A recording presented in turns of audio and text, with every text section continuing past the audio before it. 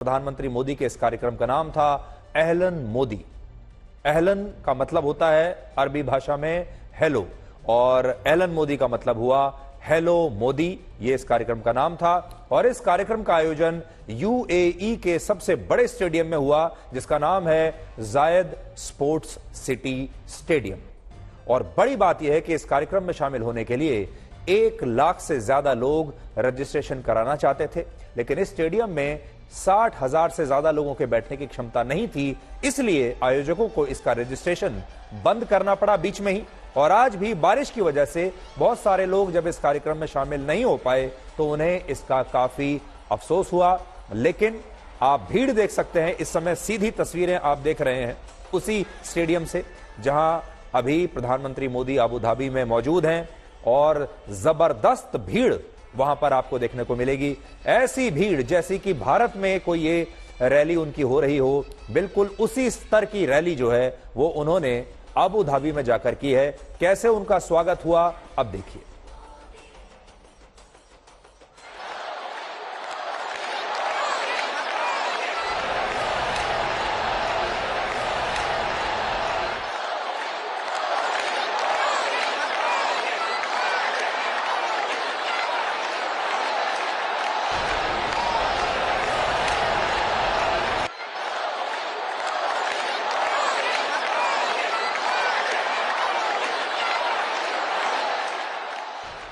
आप लोगों ने नया इतिहास रच दिया है। इस ऐतिहासिक स्टेडियम में हर धड़कन कह रही है, भारत यूएई दोस्ती जिंदाबाद। हर सांस कह रही है, भारत यूएई दोस्ती जिंदाबाद। बस इस पल को जी लेना है, जी भर करके जी लेना है। तो आज अबू धाबी के स्टेडियम में इस समय जो पूरा स्टेडियम है ये भारत माता की जय के नारों से गूंज रहा है। और जब प्रधानमंत्री मोदी ने यहां प्रवेश किया था उस समय ये पूरा स्टेडियम मोदी मोदी के नारों से गूंज रहा था। अब आप देखिए बड़ी बात, अबू धाबी में क्या गूंज रहा है? भारत माता की जय के नारे अबू धाबी में गूंज रहे हैं। अबू धाबी में मंदिर बन रहा है और अबू धाबी में यूपीआई भी पहुंच गया है। आपको ऐसा लगेगा जैसे शायद कोई सपना देख रहे हैं कि यूएई में एक मंदिर देखने को मिल रहा है। अबू धाबी में भारत माता की जय के नारे लग रहे हैं। अबू धाबी में अब लोग यूपीआई का इस्तेमाल करेंगे। यहां बड़ी बात यह है कि प्रधानमंत्री मोदी दुनिया के इकलौते ऐसे नेता बन गए हैं जिनकी दूसरे देशों में होने वाली रैलियों और कार्यक्रमों में भी हजारों लोगों की भीड़ आती है। और इस भीड़ को देखकर इन देशों के राष्ट्र प्रमुख भी हैरान से रह जाते हैं। उन्हें यह विश्वास ही नहीं होता कि किसी नेता को सुनने के लिए उनकी अपनी भूमि पर भी इतनी भीड़, इतने लोग आ सकते हैं। उदाहरण के लिए वर्ष 2015 में जब प्रधानमंत्री मोदी ने लंदन के वेम्बली स्टेडियम में एक रैली की थी, तब 60,000 लोगों की भीड़ को देखकर ब्रिटेन के पूर्व प्रधानमंत्री डेविड कैमरून हैरान रह गए थे। और उन्होंने कहा था कि प्रधानमंत्री मोदी तो उनके देश में भी बहुत लोकप्रिय हैं। ये तब की तस्वीरें आपको मैं दिखा रहा हूं।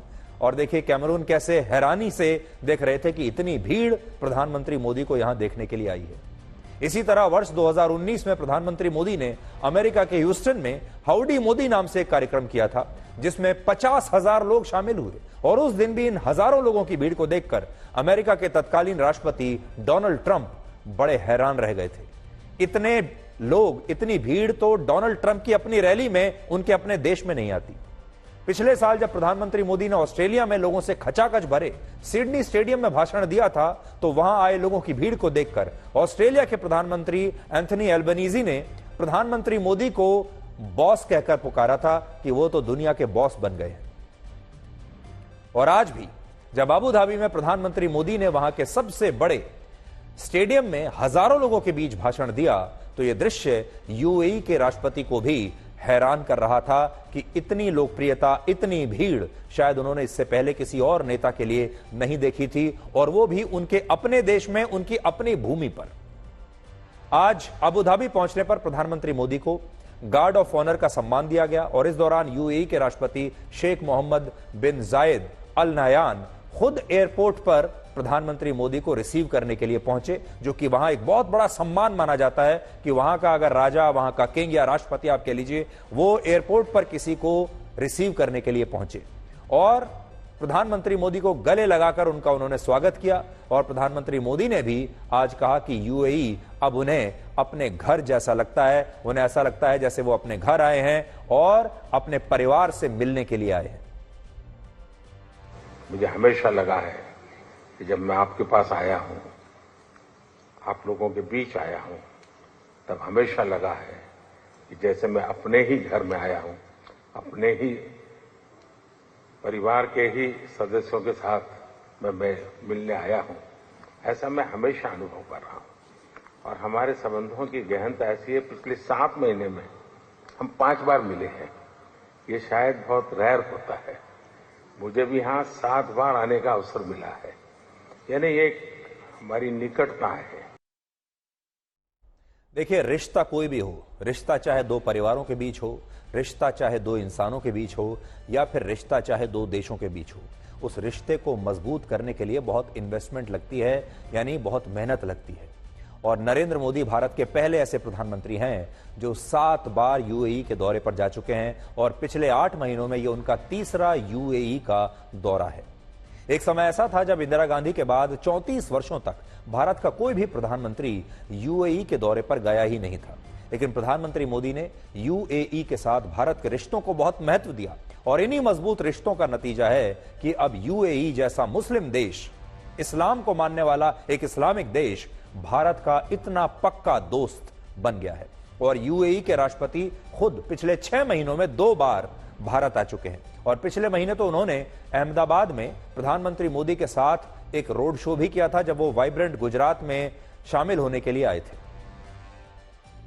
आज प्रधानमंत्री मोदी और यूएई के राष्ट्रपति ने अबू धाबी में भारत की यूपीआई पेमेंट सर्विस की भी शुरुआत की है, और इस तरह अब France, Singapore, Mauritius, Sri Lanka, Nepal और भूटान के बाद अब यूएई में भी भारत का यूपीआई पहुंच गया है, जिससे यूएई जाने वाले भारतीय पर्यटक अब वहां यूपीआई से पेमेंट कर पाएंगे। और हमारे जो दर्शक इस समय हमें देख रहे हैं, इसके बाद अगर आप भी यूएई कभी जाएंगे, आप कभी दुबई जाते हैं, अबू धाबी जाते हैं, या किसी और हिस्से में जाते हैं यूएई के, तो आप भी अब सीधे यूपीआई से वहां पेमेंट कर सकते हैं।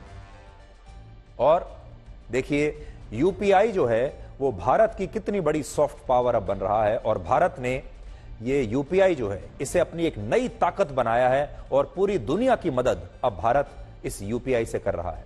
अब आप ये देखिए कि जब प्रधानमंत्री मोदी अबू धाबी पहुंचे तो वहां उनका कितना जबरदस्त स्वागत हुआ।